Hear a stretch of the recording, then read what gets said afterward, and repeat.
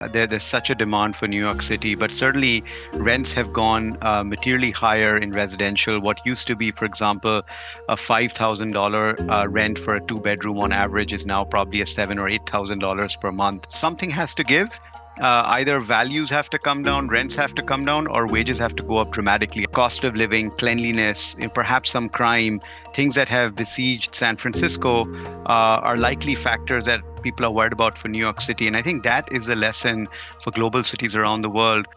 The votes have finally been counted, and Zohran Mamdani has won the nomination to become the Democratic nominee for the next New York mayoral election. A cornerstone of his policy plan has been to improve the state of housing in New York, which puts him against a lot of real estate developers there, and a lot of his policies focusing especially on renters too. Joining me now is Vikram Malhotra, Managing Director of the Real Estate Equities at Mizuho. Thank you very much for joining me. Can you give us, first of all, in a nutshell, an overview of Mamdani's proposals when it comes to real estate? Thank you, Daniel, for having me. Excited to be here. So Mamdani has outlined in his proposals a couple of things that are important. First of all, is a rent freeze, like you alluded to. It is really for the stabilized proportion of New York City's housing market, but there's obviously a spillover effect to other housing. He's also proposed specific things like having more state-run grocery stores, taxing individuals that are higher income, increasing state taxes overall for corporates as well, but also just, I think, a very socialist agenda, which has a lot of spillover effects on real estate. Okay, and we should say that he's not guaranteed to be the next mayor at this point. He'll run against the incumbent Eric Adams, who's running as an independent in November's election, but it seems that Mamdani has a good shot at becoming the next mayor, and he's certainly triggered a big debate about housing that a lot of people in cities across the world perhaps can relate to, whether they agree or disagree with it, I should say. When people hear the words rent freeze, many of them might think, finally, someone's helping tenants. Do you agree? It's interesting. You're right. Just first of all, we do have the general election that has yet to happen, so he has to win that to become the mayor. But yes, rent freeze is very socialist. Just to give you some perspective, during COVID, rents went up 15-20%, and they've still been elevated.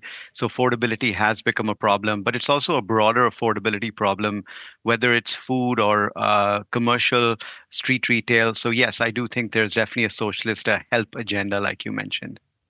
Okay, but he would argue that the market at the moment is quite distorted and that tenants aren't paying based on the cost of maintenance, but rather from what the market can extract. Is that a fair analysis? New York's a very interesting market. I would say there's a bit of both. There's such a demand for New York City, but certainly rents have gone materially higher in residential. What used to be, for example, a $5,000 rent for a two-bedroom on average is now probably a $7,000 or $8,000 per month. So it is definitely gone up, but I would say it's a bit of both. There's a commercial side to it, and then there's a rent stabilized proportion, which is more affordable, and that's kind of what he's planning to attack. But interestingly, we have seen this social agenda in other parts of the world as well, and they've run on very successful campaigns. So I think it's a very, very interesting pitch that he's made. Okay. Yeah, it's interesting that you point out the socialist aspect because in Europe, where I'm speaking to you from, is obviously a lot less of a bad word. We see in Berlin, for example, a lot of housing is publicly owned, and that's run as a fairly successful system, although the prices have been going up here as well quite significantly. It probably has stabilized the overall market. But in many cities, we've had decades of market-led housing policy. I can think of London, for example, as another significant place where prices have shot up. Isn't it fair to say that the market by itself has failed? Look, I think it's a fair comment when you look at the affordability versus the average person living in New York City. But again, just to distinguish, there's a proportion of housing that is stabilized or government run, not government run, but I should say stabilized or rent controlled. That is what he's initially tackling. But as I mentioned, you could argue there is a broader read across. If his policies come through, he has higher taxes on corporates, higher taxes on individuals. That may drive them to relocate to other cities, and therefore the demand for new housing on the commercial side weakens as well. So, I would say something has to give. Either values have to come down, rents have to come down, or wages have to go up dramatically. I would say wages going up dramatically seems unlikely, so perhaps we need something to happen to rents. So perhaps some sort of inevitability around this. There's already been some investor reaction. How would you describe that? So far in the US, the investor reaction on the public side has been focused on the office REITs, SL Green and Vornado in particular, two stocks or two companies that own a lot of commercial space or office space. Again, the fear is if corporates are taxed, they might look not to grow their workforce or at least move some of their workforce outside New York. In the same way, if individuals are taxed, individuals might say, I'm going to relocate to Miami. I was on the fence. New York has become very expensive. We'll move to New Jersey or Miami or elsewhere. And that just means a smaller catchment of people, whether it's for office space, residential space, or even things like street retail or storage. So I definitely think there's a spillover effect, but the focus has been more on the office side. Certainly, a lot of talk on residential, which is exciting. I mean, I live in the city. Would I like to see my rents growth be less or come down? For sure. And housing supply plays an important role in your analysis as well. I mean, how do you build enough homes in somewhere like New York, first of all? And then how do you manage that without handing over the city, for example, to luxury developers? I mean, maybe you could tell us a little bit about how it works in New York and where the successes and the failures have been in that regard. It's a great question. So, housing vacancy today in the city is almost in the low single digits. So, it's a very, very tight market. Compare that to any other real estate asset class where vacancy is at least 5% or higher. I would say that there are two aspects. One is there's the commercial side or the private side. We've certainly seen, for example, on 57th Street, there's a street called Billionaires Row, ultra luxury, where an apartment could go for 10 or 20 million dollars. But there's also been then the talk of more conversion. As you can imagine, there's a lot of vacant office space. So a lot of office landlords are saying perhaps we can convert some of this into residential, feed it into a very tight market, and down the road there could be more options for people. New York is actually one of the tightest markets. We've seen supply come up onto the residential side in many other markets in the US, but New York is very, very tight. So arguably there is need for more supply, and then there's certainly need for a more affordable price point. Okay, and you said that some of these policies may hurt some corporate interests, or certainly they're already concerned about it. So some of the real estate investment trusts and corporate landlords. First of all, do you think that this is a feature or a bug when it comes to these policies? And do you think that if these companies see diminishing returns, and especially when it comes to developers, that may actually have a negative effect on tenants in the end? I think it's a interesting kind of question the way you put it, but I would say first of all, if he wins the election, as we've dug into kind of what he can and can do on his own, to implement higher corporate tax rates, higher individual tax rates, he does need approval from the governor. In some cases, he might need approval or at least take in the local council into effect. So it's not a done deal. If he wins, he will effectuate all of this. He has proposed things, but there is a road, a process where he needs approval. So we'll have to see if that actually comes to fruition. But I will say that assuming he is able to pass some of his policies, there is definitely, as I mentioned, a spillover effect. And then I would say again, like I mentioned, there have been certain policies in other regions. You mentioned Europe.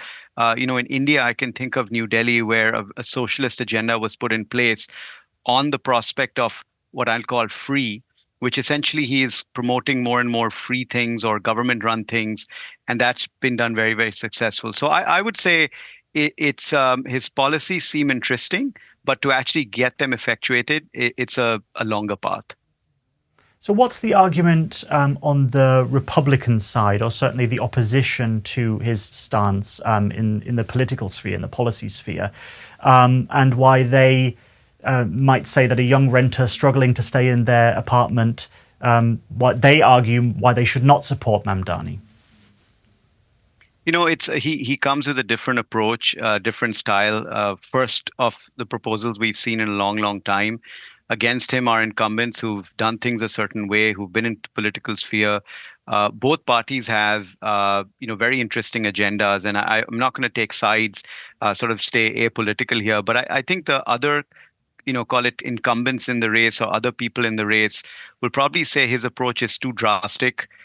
He has views that are skewed one way. But I would say one should be open to different ways of improving problems. What we do know is certainly rents are very high, while demand is also very strong. That's why vacancy rates are low. As I mentioned, something needs to give. We need to have a lot more housing to increase vacancy, perhaps put pressure on rents, or we need wages to go up. So I'm sort of open to integrating new ways into the system, which he certainly has some of them. I think a lot of people would be opposed to change, and that's what perhaps some of the other people in the race will say his policies are too skewed. But I would say it's great to have a different views and kind of have an interesting package together. Okay, and a lot of viewers around the world who are watching this, they might want to know, what lessons do you think they should take? Should their leaders in their cities take from the problems that are facing New York renters, and how they can apply what they can learn from that to their housing markets? It's an interesting question. So if I just take a separate example, California, San Francisco City, beautiful city, great city, has gone through a lot of different challenges, both socioeconomic wise. We've seen a ton of migration out of California, specifically the Bay Area and San Francisco, out to other markets down in the Sun Belt, Texas, Florida, where there are no state taxes. There's been a lot more inviting.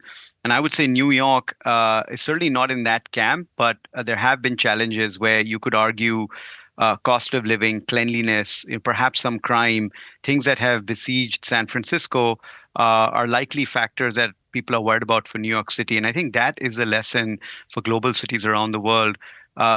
People want safe cities, they want affordable cities, they want cities which are clean. And I think if you don't have those things, and somebody comes on the promise of changing things, be it in a drastic or novel way, I think that's a lesson to learn here, because certainly what's happened to San Francisco, as an example, commercial office vacancy rates are 30%.